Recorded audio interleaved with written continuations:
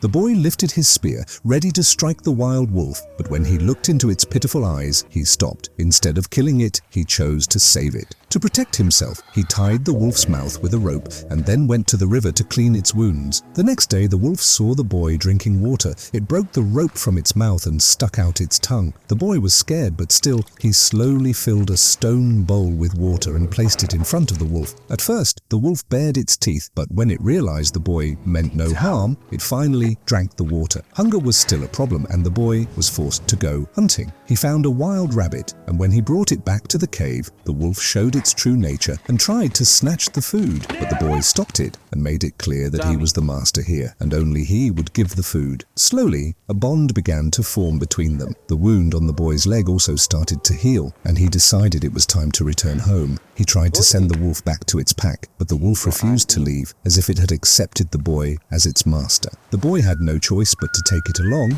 and he gave it a name, Alpha. With Alpha's help, the boy was never hungry again. At night, Alpha always slept beside him and guarded him. Their bond grew stronger. Then the season changed and a snowstorm arrived. They took shelter in an icy cave, but suddenly a ferocious tiger with long fangs leapt at them. Alpha stood in front to protect the boy, but he was no match for the tiger. Just in time, the boy shot an arrow and killed the beast. Alpha, however, was badly injured. The boy took care of him until he slowly began to recover, and together they continued their journey. Finally, the boy saw the mark of his tribe, but at that very moment, Alpha collapsed. The boy lifted him in his arms and kept walking through the blizzard until he finally saw the tents of his tribe. Seeing his father, the boy collapsed from exhaustion, and before he lost consciousness, his last words were to save Alpha. When he opened his eyes, the first thing he saw was Alpha. Fortunately, Alpha was alive, and soon it was discovered that Alpha was pregnant. After some time, she gave birth to several pups. Those pups grew up among the boy's tribe,